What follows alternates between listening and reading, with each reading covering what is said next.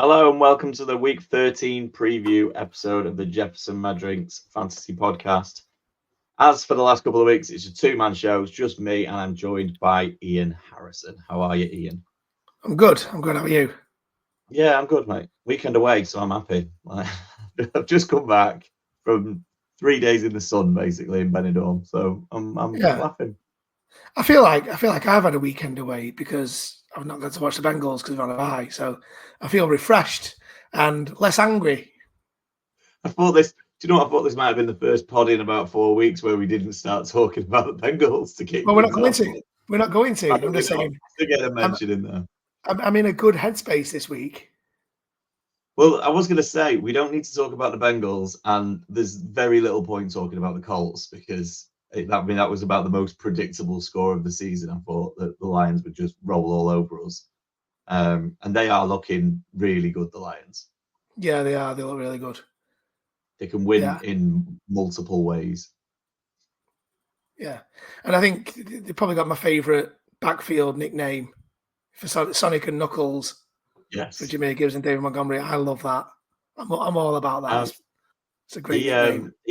He's been a great. I mean, he's been a good player for you in a few leagues, Montgomery. And Muncie, got a bit of a knock, didn't he? Well, yeah, he came back to the field with his pads on, and he said he felt like he could have gone back on anyway, and they just decided to hold him back a bit, which is fine. Yeah. Short week for them, isn't it? Because they're playing on Thursday. Yeah. And they were like, the Colts, don't worry about it. Yeah, don't need him. Don't need it. It's in the bag. You've got your one touchdown. Yeah, Anthony Richardson's just throwing it into the crowd. It'll be fine. Yeah, absolutely fine. So yeah, I've caught bits and pieces this weekend. I didn't sit and watch 7 hours of Red Zone. I did catch the last couple of hours of the later games, which we're pretty bright.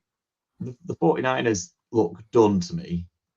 They're gonna. I mean, they're still well in that division. They can still win it, but I mean, if Purdy's done for the season, that could be a tough ask for him now. Well, there is that, but there is also the rumor of them getting Daniel Jones, which it's an upgrade. It's an upgrade from Brandon Allen. Is it? 100% an upgrade from Brandon Allen. But yeah, they look all over the place, the Niners at the minute. It's a bit disappointing because, like, I've got Debo in quite a few leagues, and he is doing my head in. Yeah, not doing anything. And a little part of me is like, you know what? That's karma for going at your long snapper 2 weeks ago. Well, it was a problem before that. I think that might have been where it came from. But, yeah, maybe. I mean, the thing is, they're only that division. We touched on it last week. That division's so tight. They're only one game back. I know. And I know. I mean, I saw bits. I was obviously watching. I've got a few Cardinals players and I've got a few Seahawks players. So I was obviously watching that game intently. And neither team really wanted to win that game. They just sort of, the Cardinals weren't good enough, and the Seahawks weren't really putting it to bed until late on. So, and the Rams are hit and miss. It's like it's wide open if they can get it together. Yeah, it's the big if, though, isn't it? Yeah. Yeah, I thought like most people thought, you know, McCaffrey coming back would help galvanize them, bring a bit more structure to the way they play. They can go back to the old playbook with all the stuff we do for McCaffrey rather than, you know, having to tweak it for Jordan Mason. And it's not working. No. I've waited all season for McCaffrey to come back in several leagues, and he's still not back, is he? No, he's not back. He's not back. You know what? It's McCaffrey. You know, he can have an absolute worldie this week, and then he never looks back, and it gets to the end of the season, and we're at the playoffs, and we're like, 49ers could go all the way here because McCaffrey's playing amazing. Yeah. Yeah, doesn't look likely though. It's hard to see. It's hard to see beyond the Lions or the Eagles in the NFC right now. No, that is true. That is true. But on the 49ers, like I'm a fan of just putting McCaffrey in at quarterback and have Jordan Mason next to him. Just let McCaffrey wildcat it. Well, Debo can run too, so you can have Debo on one side, Mason on the other. Yeah, Have Joanne absolutely. Jennings and Kittle blocking / running for you. Could work. Yeah, just play flex bone. I'm not sure about Daniel Jones. And I've never, you know me, I've never been a big fan of Daniel Jones, but No, I know. I just But I said in one of our groups, like his season has gone from the highs of being rumored to be going out and sleeping with Kay Adams to then being jobless. Like his season started so positively. And he's just free agent now, isn't he? They just cut him. Yeah, he's cleared waivers, so anyone can have him. They don't have to worry about taking a cap hit. They can just offer him a deal. So I wonder if the Steelers will get rid of Russell Wilson and Fields to have a punt on Bring him Daniel in. Jones. Yeah, You why might just not? add him. Yeah. That was the argument with the Steelers. It's like we've got two quarterbacks that aren't costing as much money. It's like maybe that's their thing. They're going to add Daniel Jones for like $2 million, and they'll be like, we've got three quarterbacks that aren't costing us anything. So. Well, to be honest, like if they do that, I mean, Justin Fields, his value has gone up since he left the Bears and gone to the Steelers. Russell Wilson, his value's gone up from the Broncos. I mean, he wasn't that bad at the Broncos, but he didn't leave there with a good reputation. His value's gone up since going to the Steelers. Daniel Jones having a job increases his value. The Steelers could take Daniel Jones and then get rid of all three next season for profit or for picks. Well, yeah, but they're not under contract, so they're not like Russell Wilson. No, that is the key. They'd have to sign them to a deal to then trade them, wouldn't they? That's like that was my big point last year. Is like I don't understand why they haven't signed one of them and at least committed. Because if they play well, how does that help you? Like you've just got a worse draft pick, and now if you want to keep them, it's going to cost you more money. But they're having a good season. Thursday night aside, as we'll get to later. Well, yeah, that was a good result for you, though. I mean, not that the division really matters. No, I mean it would have been a better weekend for us had the Chargers been able to beat the Ravens. But yeah, the Steelers losing to the Browns is an unbelievable result. And it looks like Nick Chubb is officially back. Well, because he got in the end zone twice. Because he got in the end zone, but it was also his highest workload of the season. Yeah, but wasn't he running at like 2 yards a carry or something ridiculous? I mean, it was snowing, so you got to give him that. A bit of a break. You know, he only got 59 yards on the ground, but 2 touchdowns, 19 points, 20 carries. The fact that he's taking 20 touches a game, that's positive. Yeah, I just don't see it. He's still not got that juice. Should we talk about Saquon Barkley now? Rather than next quarter? Yeah, I mean, it feels like he might come up again in the fantasy studs, but what a couple of weeks he's had. He's unbelievable, isn't he? He's absolutely smashing it. Is he doing enough to get in the MVP conversation? Absolutely, yeah, definitely. I think he is, yeah. It's an interesting one with MVP because you usually hear a lot about it, and I feel like I've not heard a lot being talked about this year. And it's almost as if there isn't any standout candidates. And the most obvious one is Lamar. And because he's the sort of reigning MVP and he won it last year, it's almost as if he's got to do a little bit more to win it. So it could be one of those years where he finally gets won again by a different position other than quarterback. Which would be nice. I'd really like to see that happen, to be fair. Just to mix it up. Yeah. But then, Saquon, over 300 yards, all-purpose yards anyway, 255 yards on the ground, 47 yards receiving, 2 touchdowns, 46-point-something points in PPR. Absolute monster of a player. RB1 on the week. Crazy stats. Yeah. And it would be nice to see someone else win it. But that's it. I think all the teams who've got great records, and you sort of go down it and look at the quarterbacks, Lamar aside, all good records. Lamar aside, Josh Allen's having a good year, but not his best. Mahomes isn't having his best year. I mean, Jared Goff's not really doing. I mean, he's not playing badly, but he's not having to do an awful lot to get the Lions to 10 wins. Jalen Hurts is he's kind of, it's obviously it's the same team as Barkley, but I feel like Barkley's doing more there than Jalen Hurts is. So yeah, well, I covered that last week, didn't I? I mean, the amount of work that Saquon's doing and Jalen Hurts is just nicking. He's essentially stolen 8 touchdowns this year so far off Saquon. Can you imagine if he had those touchdowns? Oh my! Oh.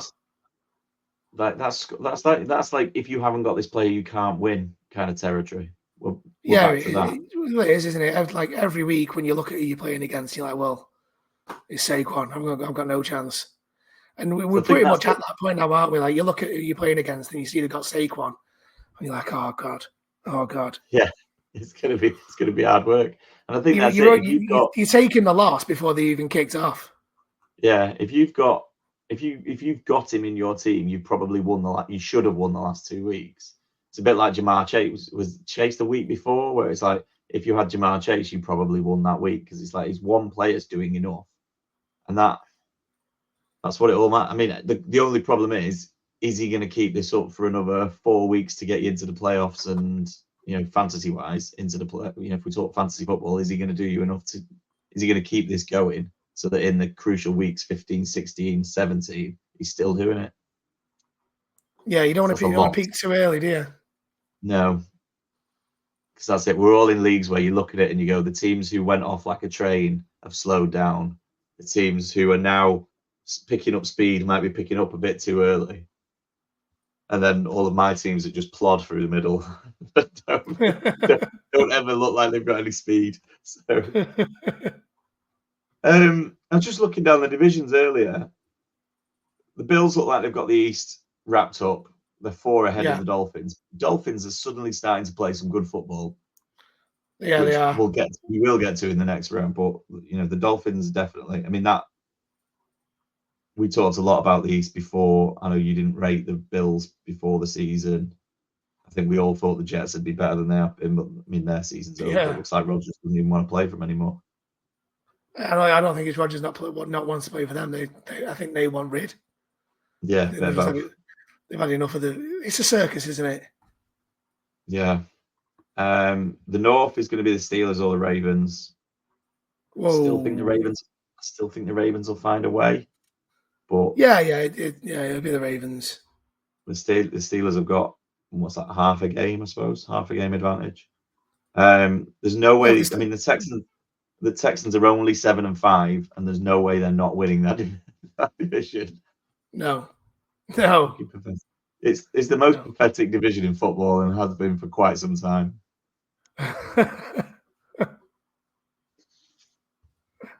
Except maybe the NFC South. Something about the South. The Chargers' loss, I think, has basically handed the West to the Chiefs again. Yeah. The most uncompetitive league in the NFL. It actually looks competitive this year. Yeah, I've been very impressed with the Broncos though. The Broncos are at 7-5 now, half a game behind the Chargers at 7-4. Still 3 games back from the Chiefs. They're not catching the Chiefs, but the Broncos are really. I mean, we talked a bit about Bo Nix, and they have really put it together. So, be interesting to see what they do moving forward. Did you notice Marvin Mims has got back in? I don't know if he scored a touchdown, but he seems to be getting a lot more involved over the last couple of weeks. Yeah, he's getting a load of jet sweeps, and they're still using him on kick and punt returns. Yeah, and he's finding the end zone. He had 5 targets on Sunday, so I know you're a big fan of his going back. And then the NFC East. So I saw one of my favourite tweets of the weekend this week was Jane Slater, who follows the Cowboys, had retweeted it, I think, and it was someone basically listing the Cowboys' next 4 games, and they were like, "There's a path here." You've got to be kidding me. So I haven't got them to hand, but like the next time, obviously they've got the Giants this week on Thanksgiving, and they were all like games they could be competitive in. I think they were playing your lot. I think they're playing your lot at some point, and they were sort of counting on that as a win. And I was like, that's where your maths is going wrong a little bit, because I would take the Bengals 9 times out of 10. most weeks, let alone at the moment against the Cowboys. But it was kind of like, if we win the next 3, we can get back to 7-7, and then you can see what happens from there on. And I was just like, you're completely clueless, aren't you? That's not going to happen every week. Good game at the weekend, a couple of good defensive / special team plays, but that is not going to happen every week. You're going to need a lot more from your offense, and you haven't seen it all year. But leave them to it. I feel like the gloss has come off the Commanders a little bit.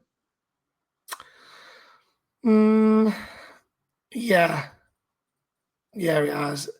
Well, if you think back to like last week, I was slating Terry McLaurin, and he was in my hated on section, and he saved his week. And we should probably be in quarter 2 now, because we're talking about someone that's brought it back. Like McLaurin got an 86-yard touchdown to save the game and to save his day as well.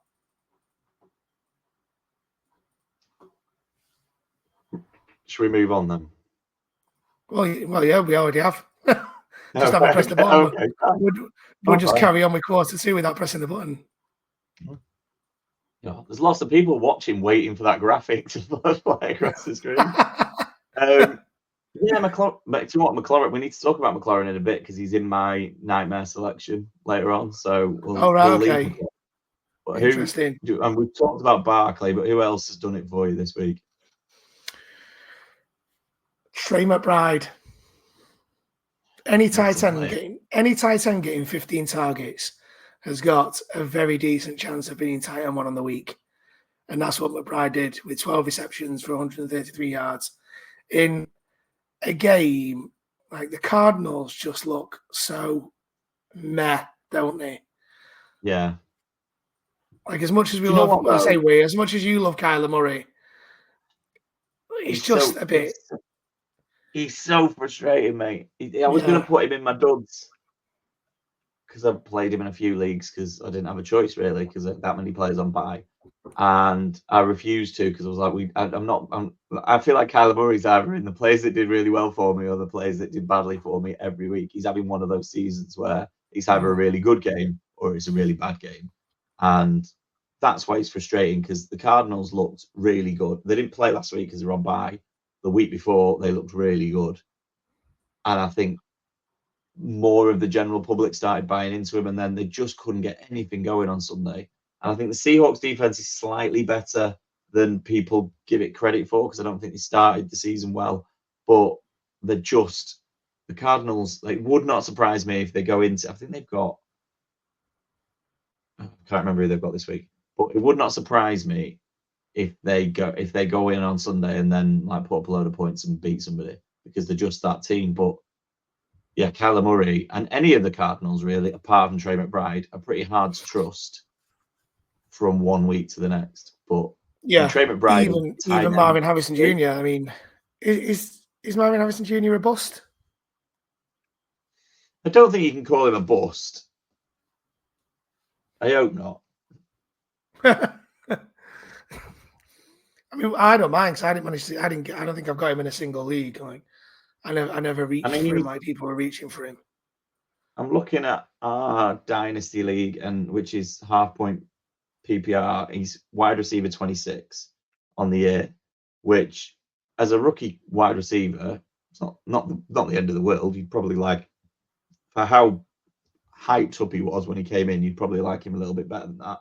But he's had flashes. He's had 2 or 3 games where you kind of go, actually, what player he is. He's definitely got it. It'd be interesting to see how he finishes the season. They've got a good run coming up. They've got Vikings, Seattle again, but he wasn't great against Seattle this week.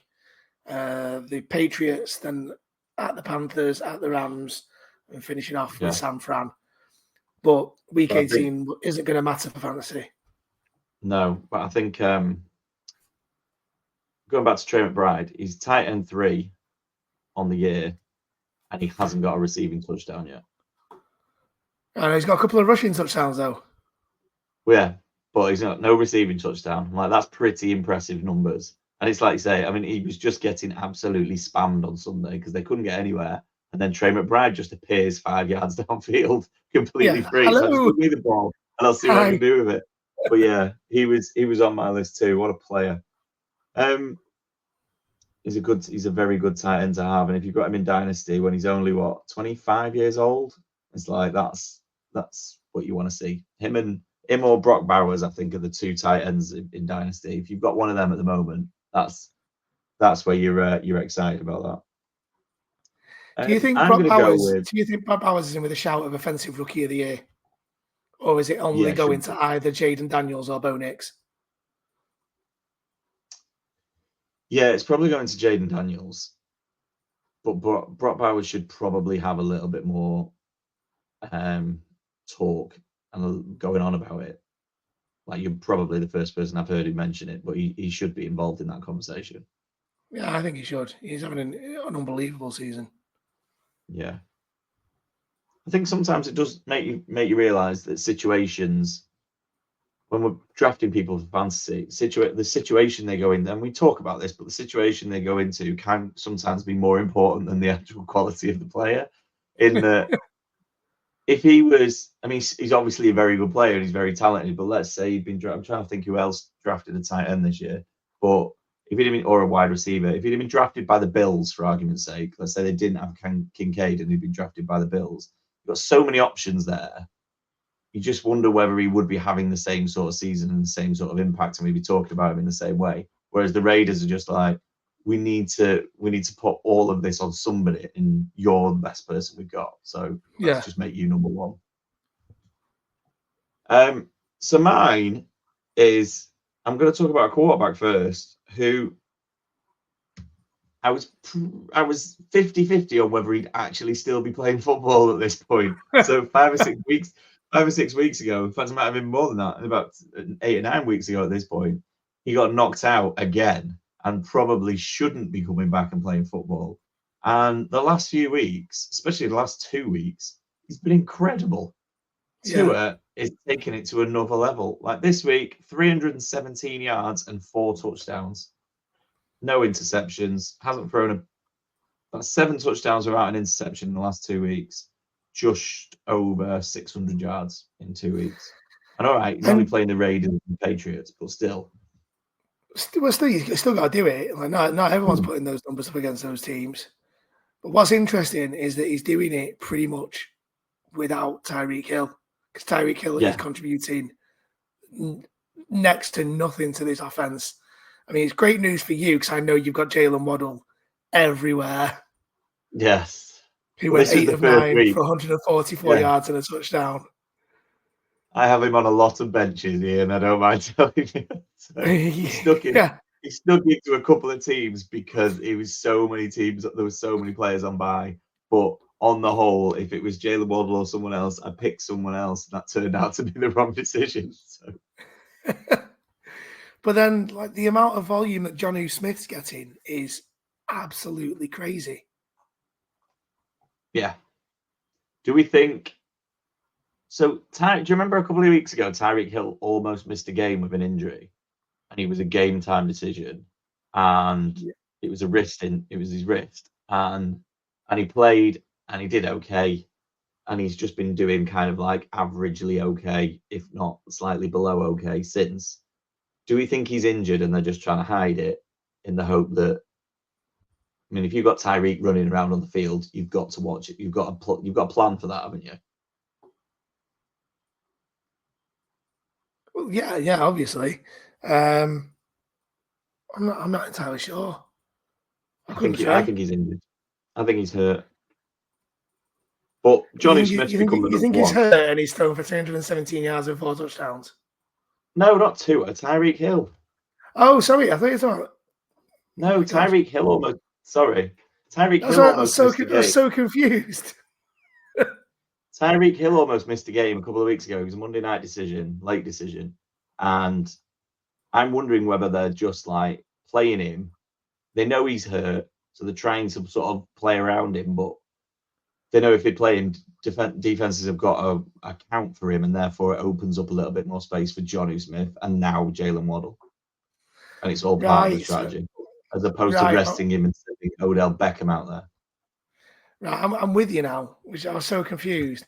But I went on Mur's podcast a couple of weeks ago, and he made the point that since Tua's come back, his time in the pocket or his time to releasing the ball is a fraction of what it used to be, and he's not holding on to it as long. And I'm under the impression that the Dolphins are designing plays to make Tua release the ball earlier so he's not getting his hit as often. So because he's slinging it quicker, Tyreek Hill's not got time to get downfield and get open as much as he usually does. So it's more about protecting Tua and throwing those shorter intermediate passes rather than holding on to into the pocket, taking hits when he shouldn't really be getting hit, just trying to find Tyreek Hill. Yeah, I can see that too. He wasn't really getting hit beforehand, though, was he? He was just plowing. No, it's when he starts scrambling. Yeah. But the argument against that is, if he's holding onto it in the pocket for longer, there's more chance of him scrambling. Yeah, because the pocket collapses, he's got no one open. Then what's he doing? So I think it's McDaniel's doing the play design. Say, right, we're going to snap it, and you're going to throw it, and that's it. Yeah. Don't wait for plays to develop. Here's your reads. Go through them as quick as you can and get the ball out. Don't wait for Tyreek to get open. Right. Before we run out of time in this quarter, just give us someone who let you down. Do you want to talk about Jonathan Taylor? Yeah, we can do. I made the point last week that you were never going to beat the Lions without using Jonathan Taylor, and Shane Steichen obviously had other ideas. Because I know we're going to try and do it without Jonathan Taylor. 11 carries, 35 yards, and a fumble. Jonathan Taylor in our current team needs a touchdown for you to get to the end of it and look at it and go, that was a good week. Which sounds like a stupid thing to say, but like other players can rack up numbers and rack up yards. And we just don't do that. We have successful drives, we have unsuccessful drives. We're not putting up enough yards as a team. He doesn't do a lot in the passing game anyway. We're not putting up enough yards to get him to a level where he scores well without scoring a touchdown. And I've got him in a couple of teams, traded for him in last year because I thought obviously I want as much of him as I can get hold of, but he's not. I'm starting to look around for other options to play rather than him towards the end of the year, because he could end up costing me a place in the playoffs or a place in a Super Bowl. Yeah, it's got to that point with Jonathan Taylor. I mean, that's I'm just looking at his numbers now. That's 3 out of the last 4 weeks. He hasn't got to 8 points. Yeah, he's on a bad run. On a bad run. Now, the difference does that tie you with Anthony Richardson? Yeah, it does a little bit. But the problem with that is we are playing the Patriots next. So, which is, a very favourable matchup for running backs. So you kind of go, can I drop him? Then you're on bye anyway, so it doesn't matter. But that's a tough decision. Mine, and I know I shouldn't have played this guy, but I did. He's had some good performances, and you've got to remember how many players were on bye. So I was scrambling around a little bit, looking at various dynasty benches, but Quentin Johnston. I knew it. I knew you were gonna say Quentin Johnston. I knew it. Quentin Johnston, and I didn't stay up to watch the game last night. Like I said, been away. Only got back yesterday afternoon. Was not in the mode. It did not have it in me to get up in the middle of the night, despite how good a game I thought that was going to be. But I've seen the highlights of his drops, and I'm just like, what are you doing, mate? They're terrible, aren't they? We're back to 2023, Quentin Johnston. I thought he'd sort of got rid of this, but yeah, he had a big case of the dropsies, didn't he, in his rookie year, and it looked like it improved at the start of the season. But yeah, if you watch his drops from last night, I think there was only one of them were contested. Yeah. And he still should have caught it. He dropped some absolute sitters last night. One of them, Herbert might as well have hit him in the middle of his rib cage. I was like, come on, he's harder not surely as a professional NFL player, wide receiver. It's harder not to catch that ball than it is to catch it. Yeah. I think Justin Herbert's just going to try and stick it in his grill from now on. Yeah. Just getting to catch it in his face cage. Just absolutely leather it at him. Before we move on, though, someone we didn't mention in the Appreciate You, and he got a hat trick, so we have to mention him. It's Josh Jacobs. You have to mention him because he's on your team. I never liked him. Yeah, that's fair enough. We can't not mention him. No, fair enough. I agree. 26 carries, 108 yards, and 3 touchdowns. So anyone who gets a hat trick has to get a shout out, don't they? The Packers, just quickly on that, the Packers are one of those teams where, and they did it a bit last year, they're not blowing teams out. They don't look particularly like one of the powerhouses of the NFL, but they can beat you in several different ways. And if they get into the playoffs, which they probably will, they're one of those teams that you look over and you're going to go, I don't really want to play the Packers. Even in your place, like I just don't want to play them. Yeah, they're a potential banana skin for anyone, aren't they? Yeah. Yeah, they could be one to watch.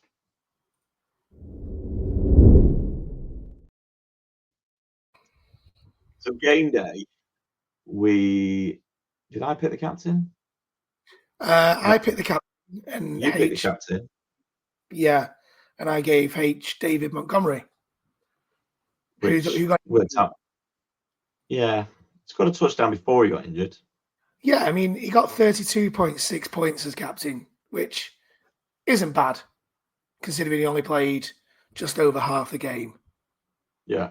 So I'll take that. I'm not going to get hauled over the coals for that. But H still managed to mess it up, though. He still managed to mess it up, yeah. Yeah, we had Drake May as his quarterback, 13.48. He has this weird obsession with Kareem Hunt, and I don't know why.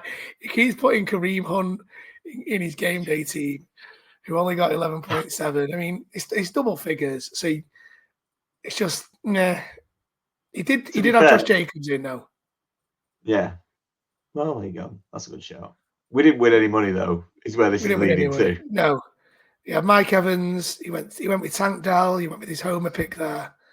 Brock Bowers and Luke Shoemaker, who I think everyone put Shoemaker in the game day team because he was only 2,200. I put two teams in and both teams had Shoemaker in. He was too cheap to not throw in there. Yeah, they're the ones you need. They're the ones you need to find. It was like Jerry Jeudy and MVS a couple of weeks ago. Yeah. If you can find them at that sort of price, it's hard not to put them in. So we didn't make any money this week. We're going to lose money twice if we don't put it together and pull it out. So H is going to give me a captain for Thanksgiving, which he currently hasn't done. I mean, it seems pretty obvious to me it should be Jahmyr Gibbs if Montgomery's not playing. Well, the expectation is that Montgomery's going to play, and I hope to God he does. Yeah. Like I said, he said he was ready to go back out, and they held him back because of a short week. Okay. Actually, just quickly looking at the Thanksgiving game week, there's no captain. All right. Well, this will be a short section then. I wonder if they've done that on purpose. We don't need a captain. But Jahmyr Gibbs needs to be in your They have released a new version of the game that doesn't involve captains, so you may be looking at the wrong one. Oh, okay. Yeah, there is a new function where you can do games that don't involve captains, so you're not relying on those double points. Well, just so you're aware, if H doesn't say Jahmyr Gibbs, if Montgomery's not playing for whatever reason, if they go, actually, we're going to rest him, or there's no point pushing it, it's a short week and everything else. If he doesn't go with Jahmyr Gibbs, I'm not entering that team. out of principle. So that is the answer. So if you're playing any sort of DFS, daily fantasy game on Thursday, and you haven't put Jahmyr Gibbs in your team, you're doing it wrong. If you ask me, if Montgomery's not playing, but if he does play, then I take it back. But that's my stance on it. And then I'll give you a captain for Sunday, and we'll get into Sunday's game as well. Perfect. I'm looking at one of the Rams wide receivers, but we'll have a look at what the prices when they're released and all that sort of stuff. But I think Marcus Robinson. Yeah, him or Tutu Atwell. That's the one, really good game. No, we're more couple of Puka. I think we'll have a good game. And on that point, we didn't touch it in the last. I'm getting a little bit worried about Kyron Williams. His scoring has gone right down over the last 4 weeks. Well, he was on a streak, wasn't he? Did he have 7 in 7? He'd scored 7 consecutive games, or was it 5? 7 in 7 just not. He scored a touchdown at the weekend, but he's just not putting up the fantasy points, and he fumbled twice at the weekend. So I was like, well, that's not good. So yeah, that wasn't good. Yeah. He is a bit of a concern for me.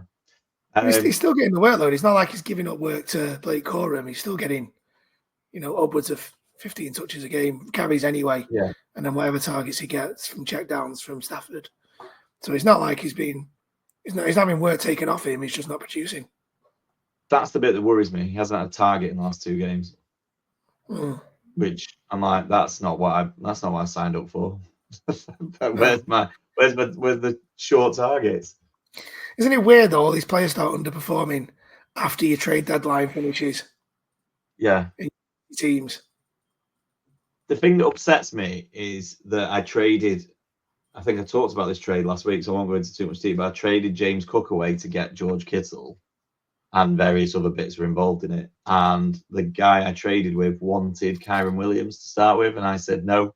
I'll do James Cook. So if James Cook goes, because he was being a bit more volatile, but if he goes on to finish the season better than Kyron Williams, I'm going to be really annoyed at myself because it's a bad trade. We'll see. It ends up not going from a good trade to a bad trade. Although George Kittle, as we just talked about, if you can find yourself a good tight end, McBride, Kittle, Bowers, someone like that, you've got a chance as the playoffs come closer. So that's JMD. No, that's not it. Oh my god. That's fantasy game day. That's fantasy game day app. That's what that is. We're JMD. If you haven't played the game, you should get on it because there's loads of different options now for, especially this week. This week would be a great time to play it for the first time, especially if you're one of those people who just likes to concentrate on a couple of games. Thanksgiving is perfect for that. 3 games. You can just pick players from those 3 games and build your team around it, and then sit there and eat turkey and watch that for Thursday night. So it's a perfect time to play. And if you haven't already signed up, use our code at JMD. No, not at JMD, just JMDFS. I should have got you to do this bit. Maybe, yeah. Yeah, JMDFS. Can you tell I'm still a bit tired from the weekend? Yeah, use our code to sign up. Right. And a big shout out to the Fantasy Game Day boys who are having a good year. JMD JTT Dynasty League hit a crucial week this week because next week is the start of our Champions League format competition, which runs alongside the rest of the season for the top performing 14 teams across the 4 divisions. So we'll go through individually the divisions first. Brady division, still as tight as it possibly gets. 2 wins between top and bottom. This week, owner of Brady scored 194.36. Obviously, nowhere near as higher scoring as last week's, as you might expect, bearing in mind how many players are on bye, but 194.36 with that amount of players on bye is an impressive performance. Pump Up Those Balls, on the other hand, only scored 114.98, so not a great week for them. 3 teams at 7 and 5, 2 teams at 6 and 6, 3 teams at 5 and 7. That is how that division looks. It's incredibly close. It's incredibly tight. And you've got all 8 teams still well in the run for the playoffs with 2 weeks to go. Into the Elway division, and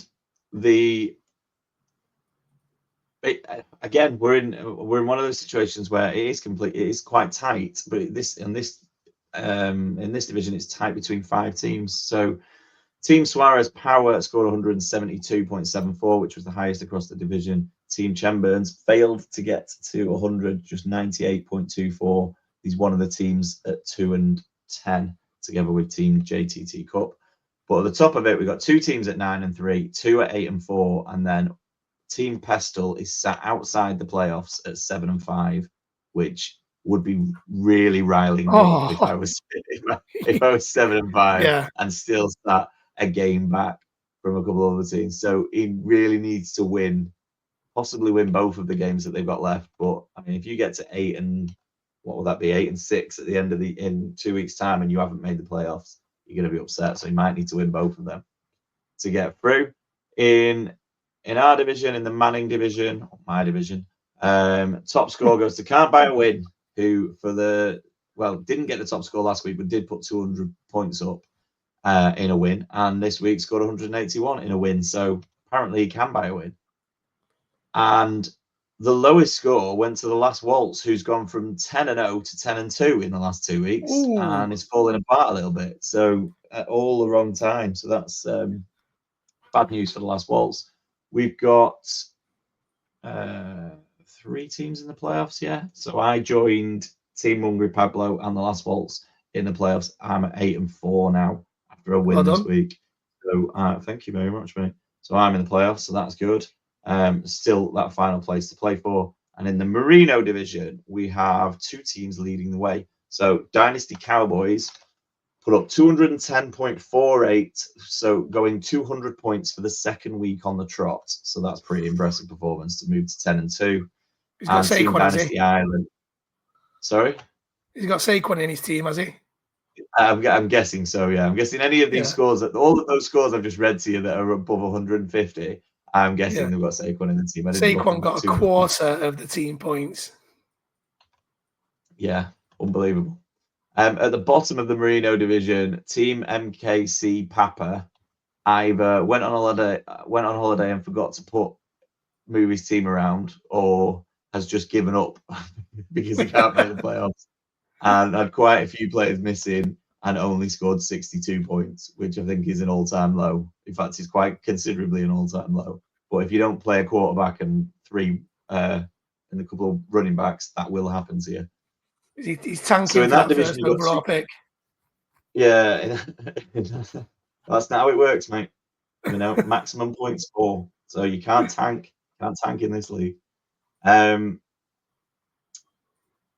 we got 2 teams at the top on 10-2, and then Sherlock Mahomes just behind them on 7-5, with the 4th place still to play for, which quite handily. I need to win out.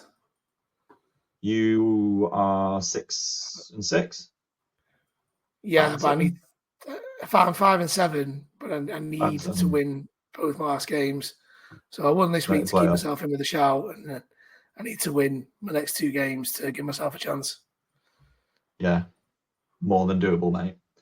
Yeah. Which leads me on to the Champions League, which starts next week, and luckily, I'll say luckily, just makes my life a little bit easier. Across all 4 divisions, we've got 14 teams that are 7-5 or better, and everyone else is 6-6 or worse. So, rather than me reading all of those names out, if you're 7-5 or better, you're in the Champions League. So congratulations. I will put a grid together. I will share that in all the divisions before the Thursday games kick off. So everyone's got an idea of who they're playing. The 2 teams who get a bye are not the last Waltz. So he managed to get to 10-2, but has stuffed it the last couple of weeks. And the 2 teams are both the teams from your division, the Dynasty Cowboys and Team Dynasty Island. So Dynasty Cowboys are the number 1 seed at 10-2 with over 2,000 points scored. And Team Dynasty Island will be the number 2 seed at 10-2 with 1,983 points scored.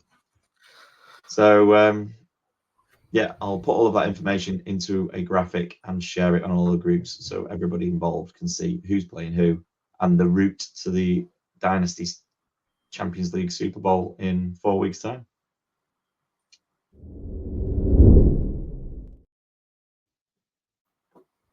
Didn't want to do waivers, no. I thought we'd just push it back into the 4th quarter because we're there anyway. Fair enough. Go on then, quickly. Who are you looking at on waivers? I've got 3, actually. Okay. Have you got any? How was one of them somebody I mentioned a couple of weeks ago, and you said absolutely not? I don't think so. You tell me yours. Oh yeah, no. Still not. Still not. Well, so Gus Edwards come back. I didn't see the game last night. He looked okay the last couple of weeks. He looked like he's got something in, The problem with Gus Edwards is that J.K. Dobbins is in his way. J.K. Dobbins left the field with a knee injury last night. So if J.K. Dobbins is not, if that's a serious knee injury, Gus Edwards is an easy play the last couple of weeks of the year, and especially for teams looking for a running back. You've got Jonathan at the moment. I would think if there's no J.K. Dobbins, I would play Gus Edwards over Jonathan Taylor this week.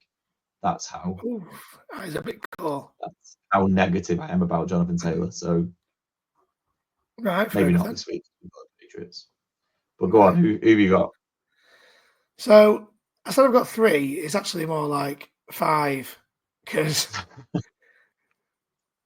one of them is any of the Bears receivers. Oh, okay. So if any of the Bears receivers, including Adunze, are available on the waiver wire, go out and get them. Because I know people were disillusioned with DJ Moore 3 weeks ago. I had pretty much given up on DJ Moore. Keenan Allen was just doing bits and pieces. But then 2 weeks ago, the Bears fired Shane Waldron and replaced him with Thomas Brown as the OC. And the first thing he did was initially make the playbook simpler for Caleb Williams, gives him less to think about, less reads to make, and just get him to utilize the talent that he's got in the arm that we all wanted to see when he joined the NFL. In his first week under Thomas Brown as OC, Williams posted his first double-digit fantasy score in 4 weeks. This week against the Vikings, he went 32 of 47 for 340 yards and 2 touchdowns, even though they didn't win. So love him or hate him, i.e. Caleb Williams, the increase in production is great news for anyone who's got a Bears receiver. So DJ Moore got 7 targets, Keenan Allen got 15, Cole Kmet got 10, and so did Rome Odunze. You got 3 receivers getting 10 plus, and DJ Moore got 7. Yeah, see, and they're using DJ Moore in screens and stuff a little bit more, which might not necessarily show up on the targets. I'd have to see them, but they might not show up on all of them. I picked Odunze up last week in one of our leagues because he got 10 targets, and he didn't score that well on 10 targets, and he got 10 targets again this week and hasn't scored that well. But if he keeps getting 10 targets, he's going to score. There's going to be a week where you kind of go, actually, that's the big week. It's just, I suppose, it's just a case of finding that game. And some of the on your point, so I'm kind of agreeing with you. I don't think DJ Moore will be on many waivers, but I think the other 2 might be. And some of the games they've got coming up, I mean, they're playing Detroit twice in the next 4 weeks. Minnesota, they've got Seattle. Like, they could be shootouts. Yeah, definitely. Well, one of my other waiver wire picks is actually in the same game as the Bears this week, and it's Jameson Williams, who against you lot went 6 of 7 for 62 yards. But we shouldn't really be struggling on the waiver wire this week because there's no buys.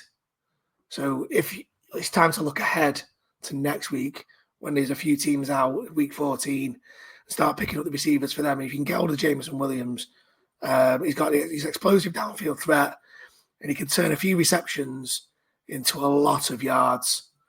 Like, for example, in week 11, he turned 4 receptions into 124 yards.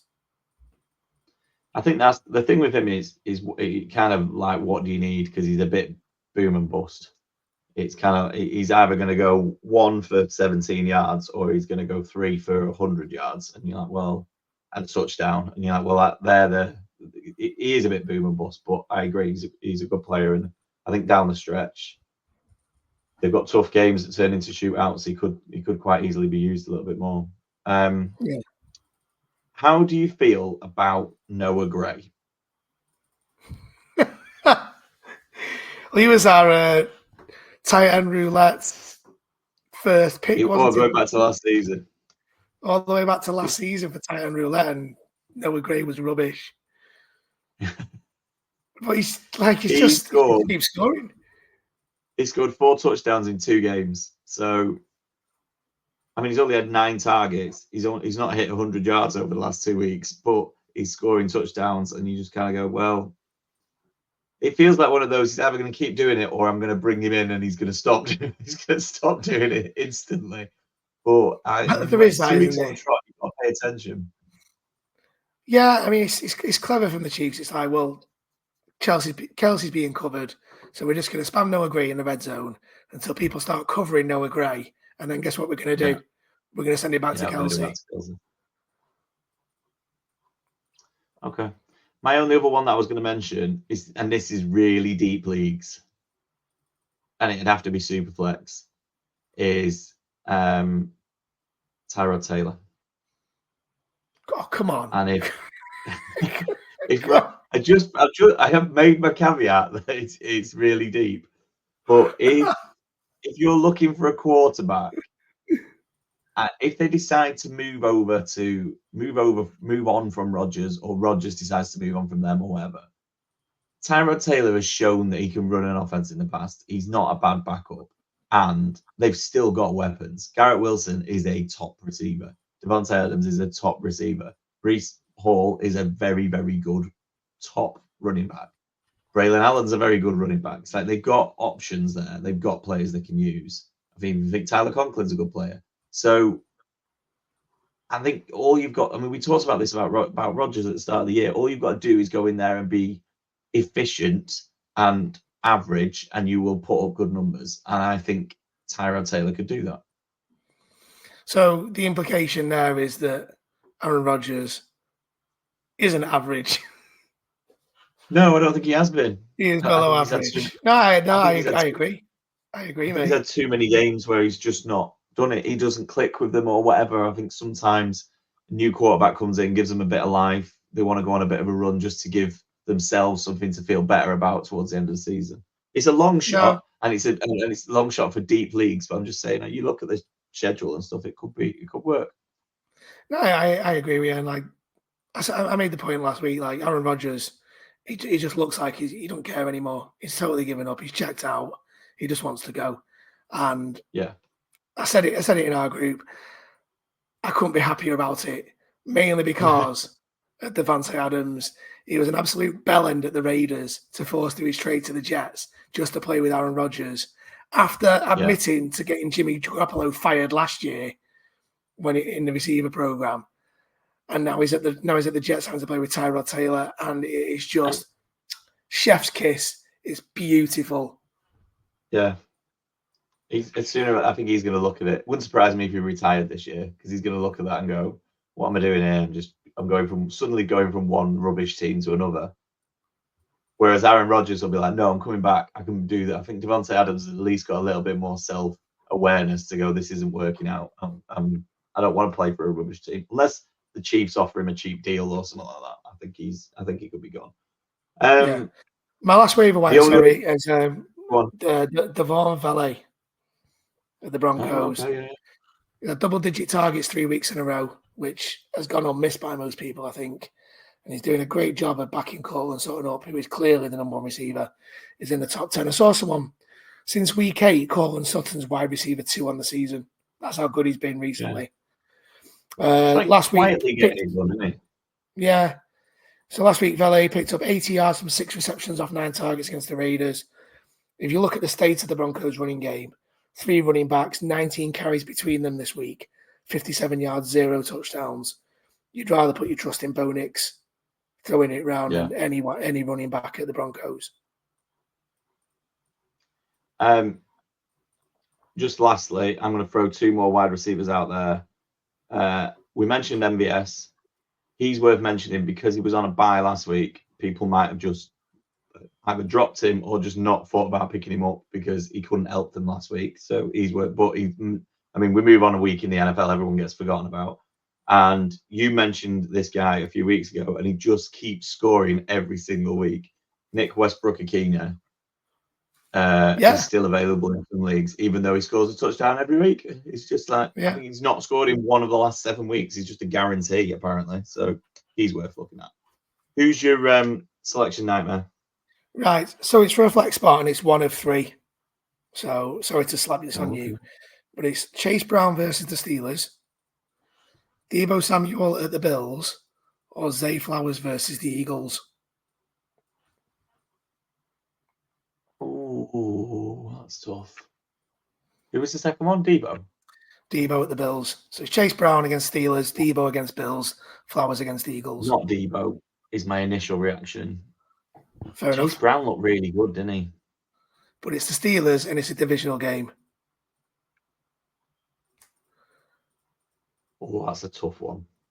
That is a tough one. Zay Flowers against the Eagles, whose cornerbacks are looking incredible right now. Yeah. But that could end up... I'm leaning Chase Brown.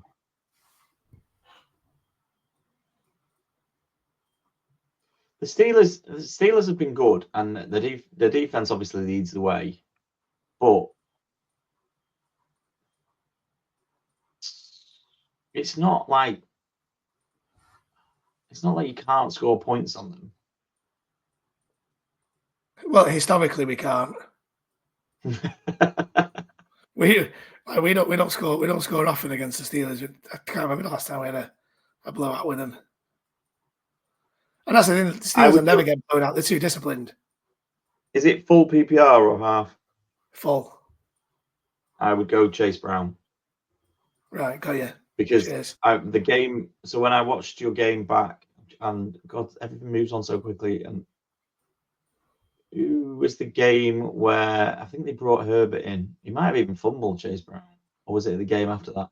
Anyway, one game and it was just like he got about 10 targets, and I was out of the backfield. I was like, he could stack up some points. They're gonna have to find a way to take that Steelers team apart, and it's not all gonna be Burrow throwing it to Higgins and Chase all the time. They're gonna have to mix it up, and you have to win. So you're gonna go out like I would be. I feel like if Chase Brown played for another team, you'd already have come to the conclusion it was Chase Brown. But because if it wasn't a divisional game, because it's divisional, and it's the Steelers, I'm like, it's going to be tight. Yeah, anything can happen.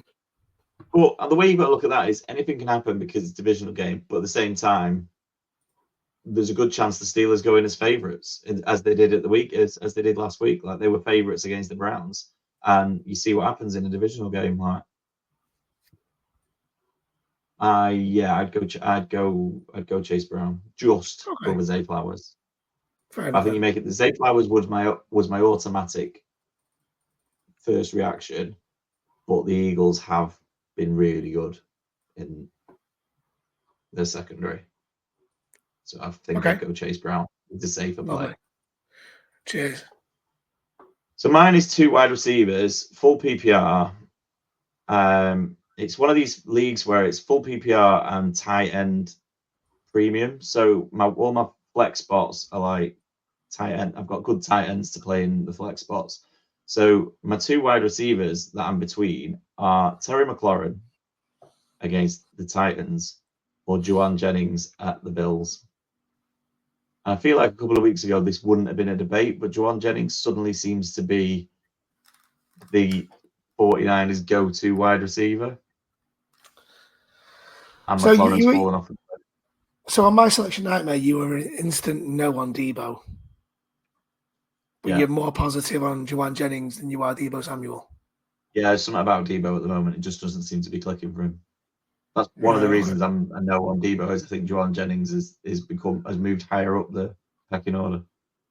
Which is I think maybe he has. I think he has something like 9 targets this week. I think it's something like 9, which is it's all right. But I think I'd go with Terry McLaurin. Yeah.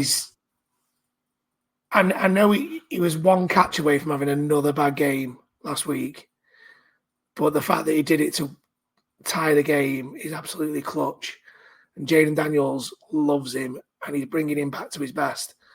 Terry McLaurin is actually into the top 5 receivers on the year after last week.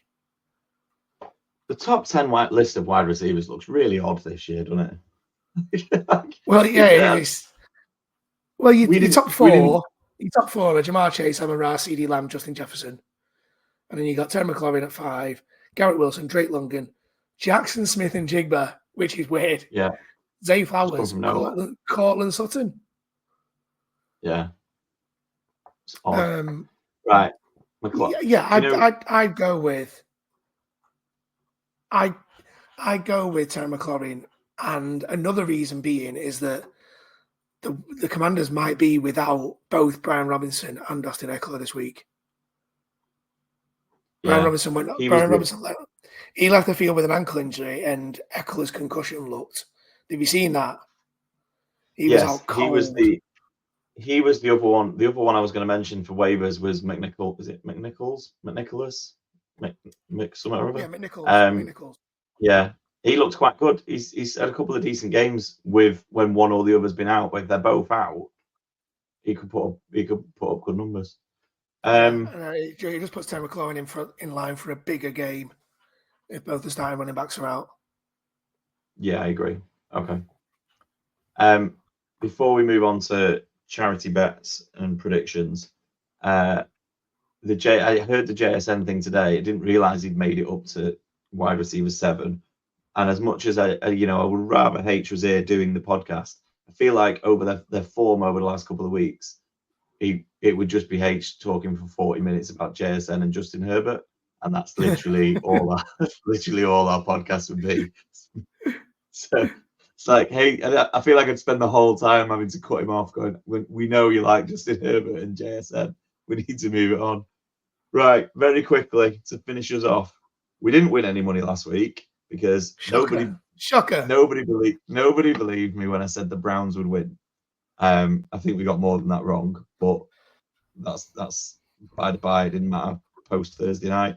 So what we're going to do this week is we're going to split it into two.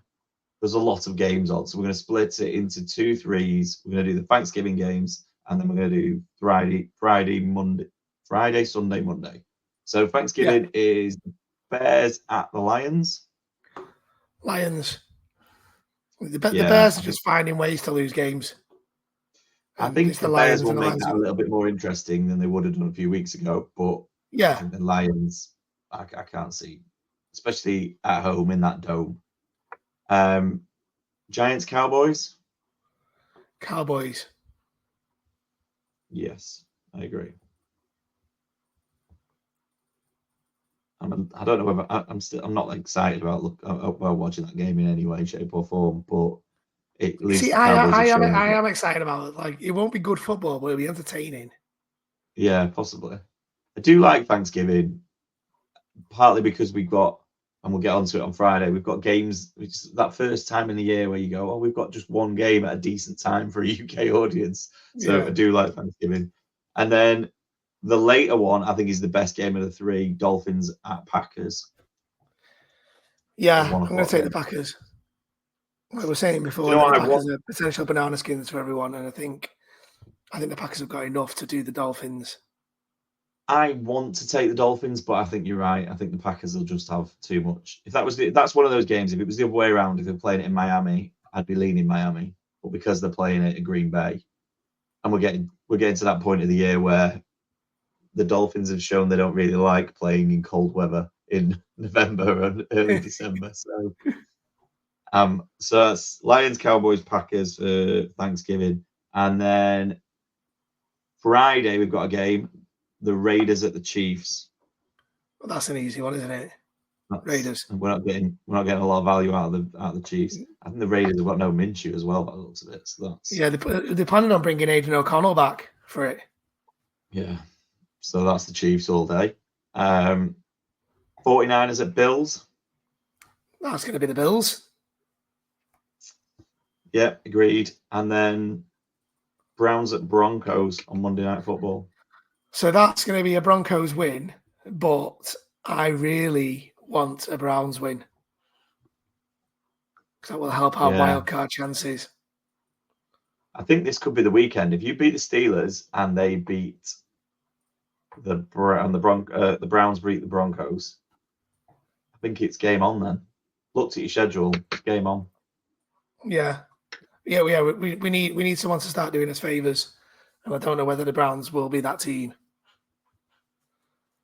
Okay, right. I'm going to put those two on, and we'll see.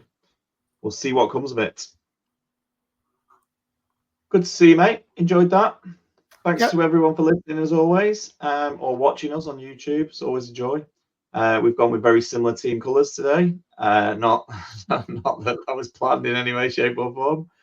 As always, follow us at JMD Pod on our various socials, at JMD Podcast on TikTok, for all our many content that we put on TikTok. Like and subscribe where you can. Tell your friends about us. We do appreciate the support, and we're really enjoying our second season. So we'd like to keep this going moving forward, and obviously we need some support and followers to do that. So, like I said, keep following and enjoy Thanksgiving and enjoy the week ahead. Yeah, have fun, guys.